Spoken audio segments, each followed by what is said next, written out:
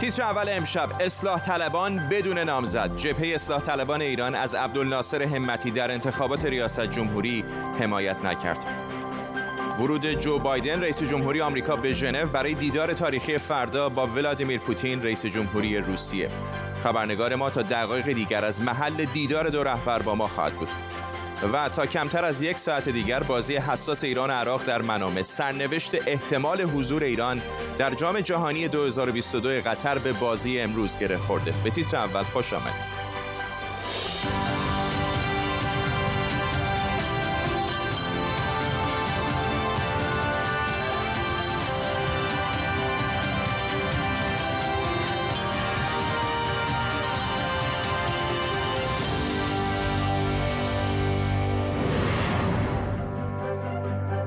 سلام و وقت بخیر. جبهه اصلاح طلبان ایران از عبدالناصر همتی در انتخابات ریاست جمهوری 1400 حمایت نکرد. در رأیگیری جبهه اصلاحات همتی فقط 23 رأی از 46 رأی عضو مجمع عمومی جبهه اصلاحات رو به دست آورد و به این ترتیب اصلاح طلبها هیچ نامزدی در این انتخابات ندارند. هرچند حسین کروبی پسر مهدی کروبی اعلام کرده که پدرش به عبدالناصر همتی رأی خواهد داد. در طول برنامه به کمک تیمی از کارشناسان خبرنگاران آخرین تحولات مربوط به انتخابات ایران و البته خبرهای دیگر رو دنبال می‌کنیم. اما همونطور که گفتم اصلاح طلبان برای حمایت از عبدالناصر همتی در انتخابات ریاست جمهوری که 3 روز بیشتر بهش باقی نمونده به توافق نرسیدن. بیاین یه نگاهی بکنیم به این جبهه. سنگ بنای این جبهه در اواسط دوره اول ریاست جمهوری خاتمی و در آبان 1378 با گرد اومدن 18 گروه تحت عنوان جبهه دوم خرداد گذاشته شد.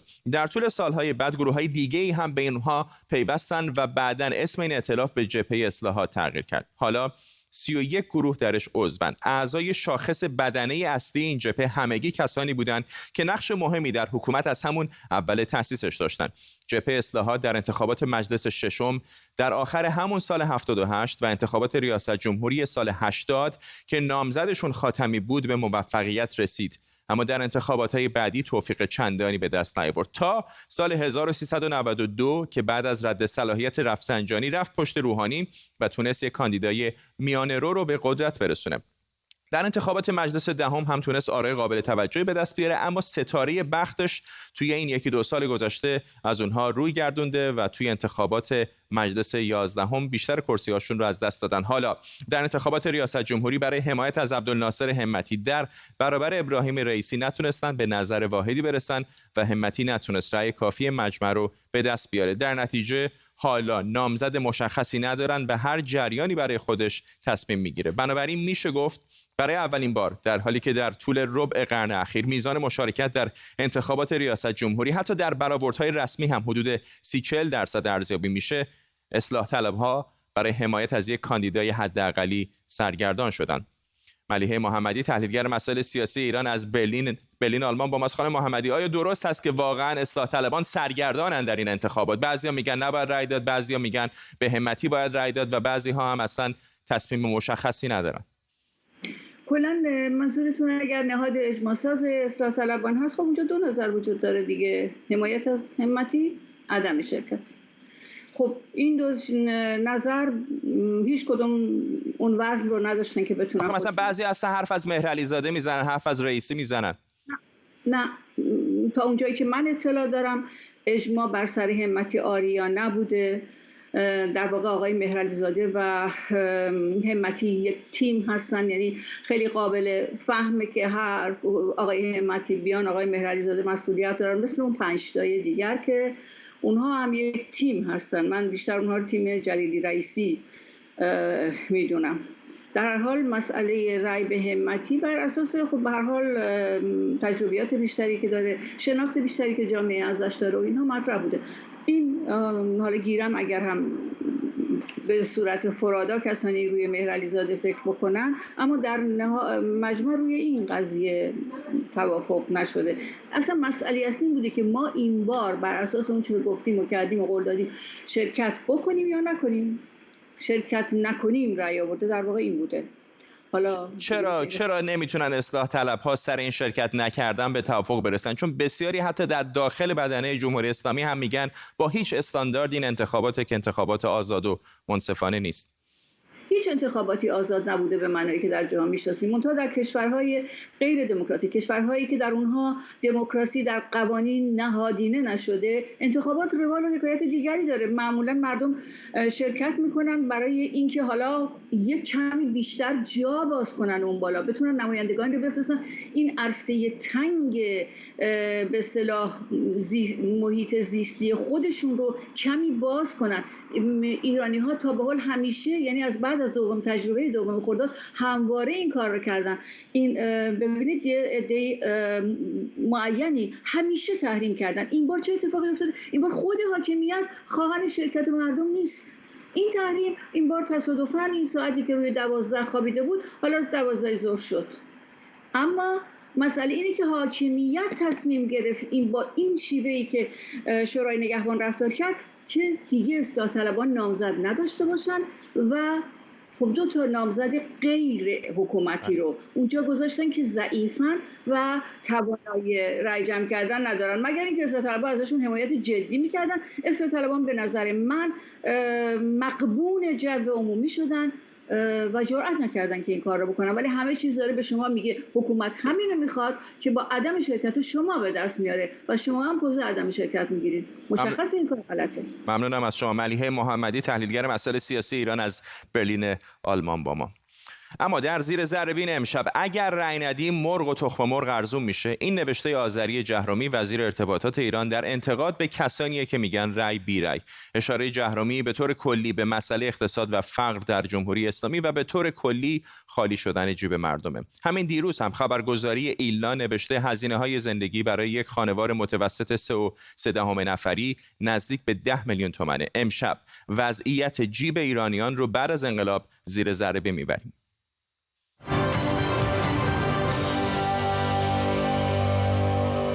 این قیمت یک بسته تخم مرغ 20 تایی بهار سال 96، یعنی همزمان با انتخابات قبلی 7000 تومان. الان حدود 27000 تومان، یعنی چیزی نزدیک به 290% افزایش. بیاید قیمت مرغ رو هم که آذری جهرومی دربارش نوشته ببینیم. بهار 96 هر کیلو مرغ از 7000 تومان به حدود 24500 تومان رسید، یعنی 250% افزایش. اگر مثلا در انتخابات سال 76 بحث آزادی سیاسی و اجتماعی در شعارهای تبلیغاتی خیلی مهم بود، بدتر شدن وضعیت معیشتی مردم در این سالها اقتصاد و فقر رو در گفته‌های کاندیداهای 1400 پررنگ کرده. چند سال پیش خدا نمی‌دونه گوشت گاو اینجا آوردن هرمز 130,000 گوشت گاوی. من با این 2 کیلو ماهی ساعت تا پاش 50 تومن هم نمیشه. 130,000 دن گوشت میگیرم، من گوشت گاو نمیتونم. مرغ بزید چند کیلو ماهی بفروشم برم 1 کیلو مرغ. این جدول پشت سر من درآمد سرانه خانواده‌های ایرانی رو نشون میده. میبینید که به طور کلی درآمدی که نصیب ایرانیان شده کم و کمتر شده. سوال: آیا با تغییر رئیس جمهوری چیزی عوض میشه؟ درآمد سرانه کشور از سال 90 تا 98 حدود 34% کاهش داشته. اگر بخوایم تازه به درآمد سرانه سال 90 برگردیم، باید دست کم 6 سال رشد اقتصادی 8% داشته باشیم. یعنی بازگشت به درآمد سرانه سال 90 با هر رئیس جمهوری 6 سال زمان میبره، تازه با شرایط رشد 8%. میانگین رشد اقتصادی در ایران از سال 91 تا 98 صفر بوده. یعنی در 4 سال آینده حتی اگر این نرخ رشد از 0 یک باره به 8 هم تبدیل بشه، باز هم درآمد سال 90 به دست نمیاد. تازه همین مقدار درآمد سرانه هم عادلانه بین ایرانیان تقسیم نشده. این نمودار ضریب جینیه که در واقع اختلاف طبقاتی رو نشون میده. هرچه به سمت عدد بزرگتر میریم، یعنی اختلاف طبقاتی بیشتره. میبینید که اختلاف طبقاتی طی این سالها بیشتر و بیشتر شده. اون افتی هم که در نمودار می‌بینید در واقع مربوط به تغییرات آماری در دسته‌بندی گروه‌های درآمدی که به خاطر اون به وجود اومده و همین دستکاری آماری بوده که نمودار رو پایین کشیده. شاید هم همین بود که موسوی در مناظره‌های انتخاباتی سال 88 به نمودارهای احمدی نژاد لقب مار داد. شاخص دیگر اقتصادی ضریب جینی است که به سمت عدالت. من خواهش می‌کنم اینو خوب بگیرید. این گراف‌هایی که بنده نشون دادم یادتون باشه، این منحنی‌ها رو بالا و پایین میکنن برای اینکه شما رو گول بزنن. نقش خط مار میکشن، نقشه مار میکشن و سعی میکنن که شما به اصطلاح به بیراهه ببرن.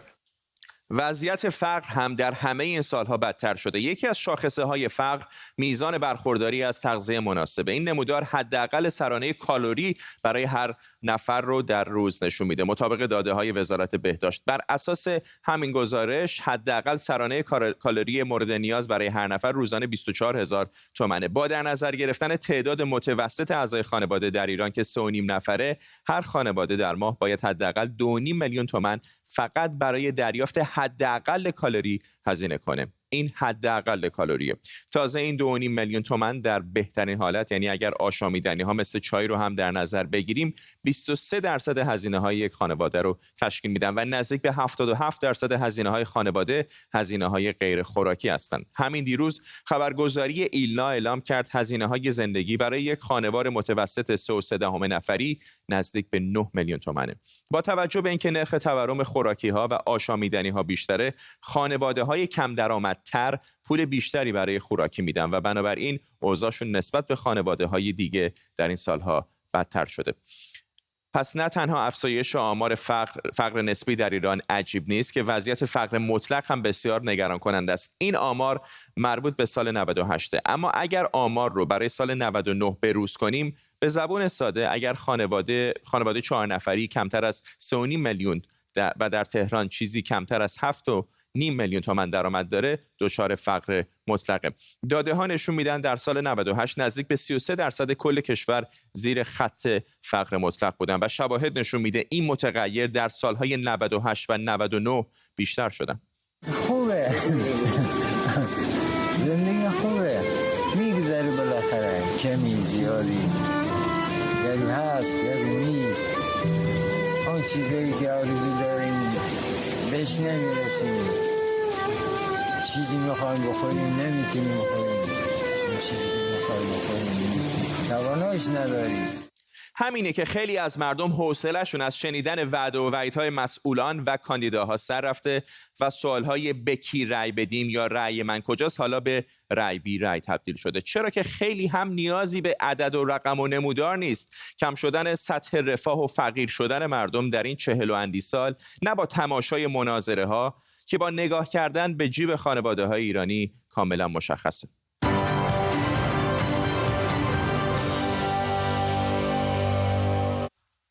آرمین سلیمانی روزنامه‌نگار از تهران با ماست. آقای سلیمانی، تقریبا با هر کسی در ایران حرف بزنی هر دفعه ازشون بپرسید وضع چطوری میگن وضع جالب نیست، همیشه گرون شده، قیمت رفته بالا. بخش قابل توجهش رو مسئولان جمهوری اسلامی در این سالها متوجه تحریم ها میدونستن، اما خب در این 4 دهه که همش تحریم نبوده، کارنامه دولت‌های مختلف رو وقتی نگاه میکنی در زمینه اقتصادی چه تصویری به ما میده در مورد مدیریت اقتصاد؟ بله، به همین شکل مشخص است. ما شاهد می‌بینیم بعد اینی که مسئولین میگن برای اینکه رو در انتخابات و این نوع جنس از میتونه تغییراتی در زندگی اونها حاصل ما کارنامه که در اون طیف‌های مختلف چپ راست و یا اولگرا استاد مشکلی انسان‌های محکوم ایران که میزان مشارکت در اون بود. آقای سلیمانی، من بعد از شما عذرخواهی بکنم، کیفیت صدای شما تقریبا شبیه وضعیت اقتصادی ایران هست. متاسفم از وضع صدایی که داریم. اگر بتونیم در ادامه برنامه با شما دوباره صحبت خواهیم کرد. آرمین سلیمانی روزنامه‌نگار از تهران، پوزش میخوام. جو بایدن رئیس جمهوری آمریکا و ولادیمیر پوتین رئیس جمهوری روسیه قرار فردا در ژنو دیدار کنند. گفته شده موضوعاتی مثل کنترل تسلیحاتی و مداخله نظامی روسیه در اوکراین در این دیدار مطرح میشه. انتظار میره دو طرف در مورد فعالیت‌های سایبری روسیه و همینطور وضعیت الکسی ناوالنی هم گفتگو کنند. پوتین به تازگی گفته روابط واشنگتن و مسکو در پایین‌ترین سطح قرار داره. به همین چند وقت پیش هم بایدن پوتین رو قاتل خونده بود. احمد صمدی همکارم از ژنو در سوئیس محل این ملاقات تاریخی با ماست. احمد، میدونم که رئیس جمهوری آمریکا وارد شده و قراره اون ویلایی که پشت سر تو داریم میبینیم محل دیدار دو طرف باشه. بیشتر به ما بگو در مورد نکات مهمی که دو رهبر قراره در موردش صحبت کنن. همینطور فردا حدود دقایقی پیش بود که هواپیمای ایرفورس وان در فرودگاه ژنو به زمین نشست و آقای بایدن مورد استقبال قرار گرفت از مقامات سوئیسی و همونطور که گفتی در همین ویلای پشت سر من که یک ویلای قدیمی هست و متعلق به قرن 18 میلادی هست. اینو خانواده‌ای به اسم لولین در سال 1768 میلادی تا 1773 این ویلا رو ساختن و خب امروز میزبان، یعنی فردا میزبان سومین دیدار یک مقام ایالات متحده و یک مقام روس خواهد بود. دیدارهای قبلی رو در سال 1955 آقای آیزنهاور با آقای نیکیتا خروشچوف انجام دادن در سال 1955 و 30 سال بعد هم در 1985 هم آقای دونالد ریگان و آقای میخائیل گورباچوف اون هم در همین ژنو و کمی بالاتر که اون هم مشرف به دریاچه ژنو هست دیدار رو انجام دادن که در اون دیدار مقامات شوروی سابق و ایالات متحده توافق کردن که زرافخانه‌های هسته‌ای رو کاهش بدن. اما اونطور که تو گفتی طیف وسیعی از در واقع مسائل هستش که در دستور کارشون قرار داره. حتی روسیه گفته که حاضر در خصوص اون سیستم اتمی که معروف هست به روز قیامت حاضر با ایالات متحده گفتگو بکنه، اما در عوض اون چیزی که براش مهم هست این که ایالات متحده پاش رو از اوکراین کنار بکشه و مهمترین موضوعی که به ما هم مربوط میشه موضوع برنامه هسته ایران هستش که روس‌ها خیلی علاقه دارن که با ایران در خصوص موضوع هسته ایران و همچنین سوریه مذاکره بکنن. ممنونم از تو احمد صمدی از روبروی ویلای تاریخی لاگرانژ در مرکز ژنو در سوئیس. اما بریم به اسرائیل. پلیس این کشور مجوز برگزاری مراسم رژه پرچم رو در اورشلیم شرقی صادر کرده. حماس نسبت به برگزاری این رژه هشدار داده و ارتش اسرائیل هم گنبد آهنین رو برای مقابله با راکت پرانی‌های احتمالی از غزه به حالت آماده باش درآورده. اشکان صفایی همکارم از مقابل باب‌العمود یا دروازه دمشق با ماست. اشکان، می‌بینم پشت سر تو هم جمعیت قابل توجهی هست. تصاویر زنده هم که آژانس‌ها دارن نشون میدن به نظر میاد که جمعیت قابل توجهی وارد این مراسم شده. چقدر نگرانی‌ها جدی است در مورد به خشونت کشیده شدن؟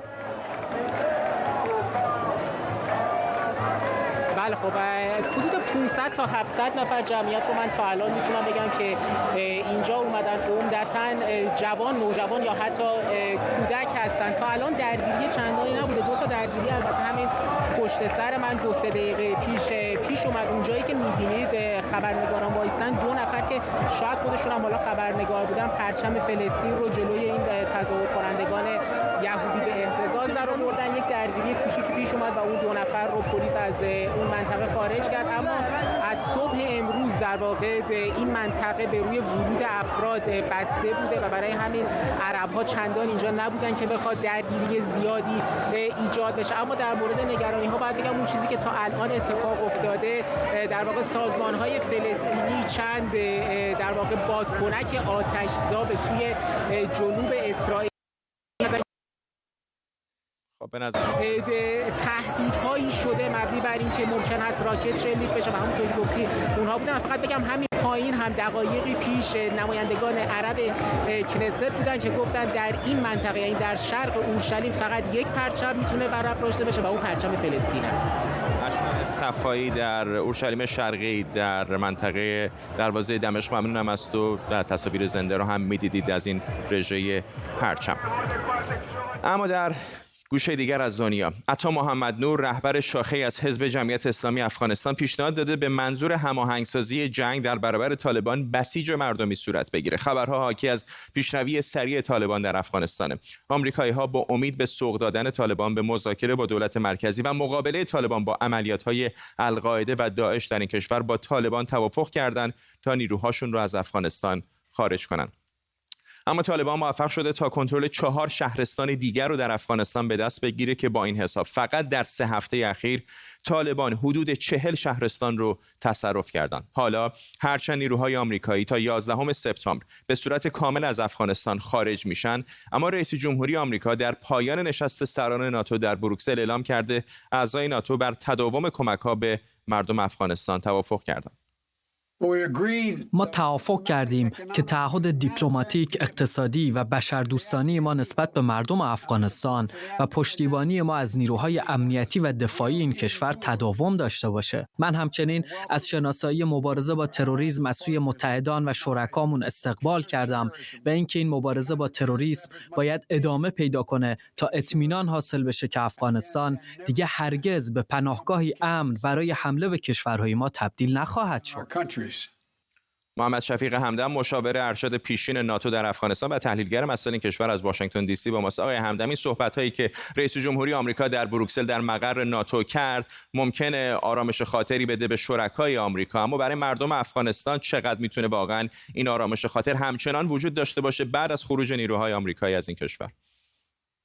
البته پیام امروزی نشست ناتو یا نشست سران ناتو واضح بود، یک پیام مژده‌دهنده به مردم افغانستان بود، به این معنی که تعهدات ناتو در دو عرصه هم نظامی و هم ملکی ادامه داره. خبر نو جالبی است که حتی دفتر غیر نظامی ناتو در افغانستان بعد از خروج نیروهای ناتو هم در افغانستان حضور خواهد داشت و همکاری هایشان در عرصه البته حمایت از تأسیسات ملکی چون میدان بین‌المللی کابل هم ادامه خواهد داشت. در ضمن به خاطر آموزش نیروهای امنیتی افغانستان، به خاطر پرورش و همکاری های مالیشان هم تعهدات جدیدی را ناتو کردن که نیروهای امنیتی افغانستان اینا میخوان که خارج از افغانستان آموزش و پرورش دهند. پس این نشان دهنده است که البته فرصتی مساعد نمیشه که قماندان ها یا گروه های غیر قانونی مسلح چون آقای عطا محمد نور دست به دفاع از وطن بزنن و نیروهای امنیتی افغانستان کماکان از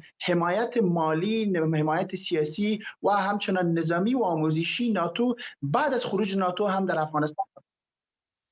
ممنونم از شما محمد شفیق همدم، مشاور ارشد پیشین ناتو در افغانستان و تحلیلگر مسائل سیاسی این کشور از واشنگتن دی سی با ما. تصاویر زنده دوباره می‌بینید از اورشلیم شرقی، جایی که در رژه پرچم تعداد زیادی از اسرائیلی‌ها در حال جشن و پایکوبی هستند. می‌دونید که نگرانی‌هایی وجود داشت در مورد احتمال به خشونت کشیده شدن این رژه و همینطور گنبد آهنی سامانه دفاعی اسرائیل هم به حالت آماده باش در اومده برای احتمال راکت پرانی از سمت غزه به اسرائیل. تا این لحظه اما گزارشی از خشونت جدی و یا راکت پرانی از غزه به اسرائیل منتشر نشده. تصاویر زنده رو می‌بینید از دروازه دمشق در شرق اورشلیم.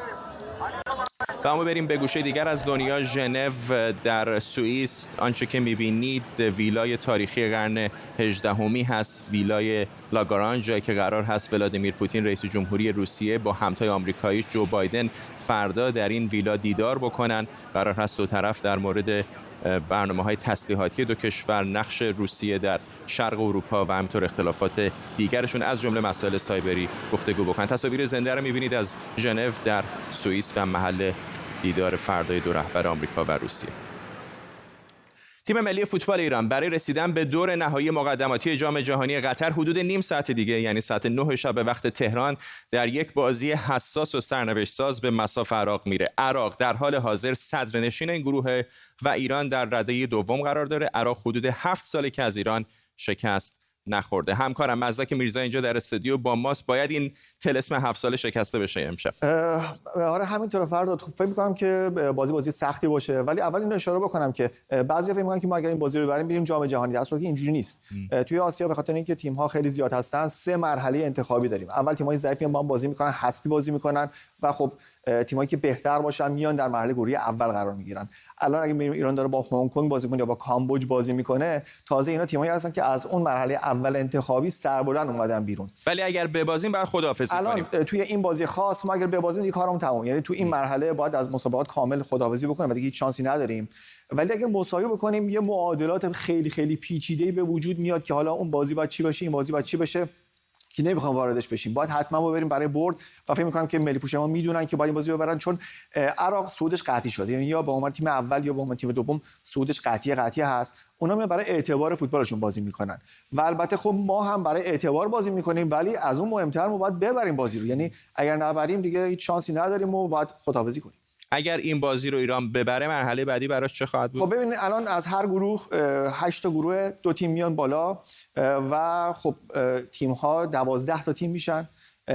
در دو گروه 6 تیمی قرار میگیرن، رفت و برگشت با هم بازی میکنن. اگر کرونا اجازه بده گفته میشه شاید کرونا نگذاره و دوباره مجتمع بازی بشه، یعنی تک بازی باشه. هنوز هیچی رو مشخص نکرده AFC و فیفا که مرحله بعدی کی و کجا قراره که برگزار بشه، اما چیزی مشخصه.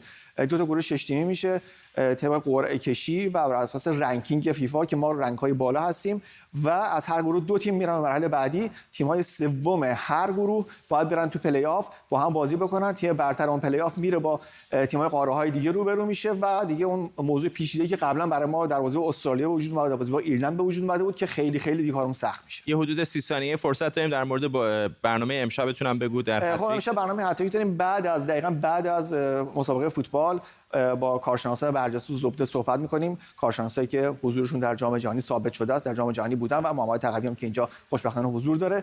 راجع به تیم ملی و نحوه بازیش در مقابل عراق صحبت می‌کنیم و مسائل حاشیه‌ایش رو هم پوشش می‌دیم. میشه حدود 11 شب به وقت تهران. ممنونم از تو مزدک میرزای همکارم اینجا در استودیو با ما و ما هم به این ترتیب میرسیم به پایان تیتر اول امشب. از اینکه با ما همراه بودید ممنونم. تا برنامه بعدی بدرود.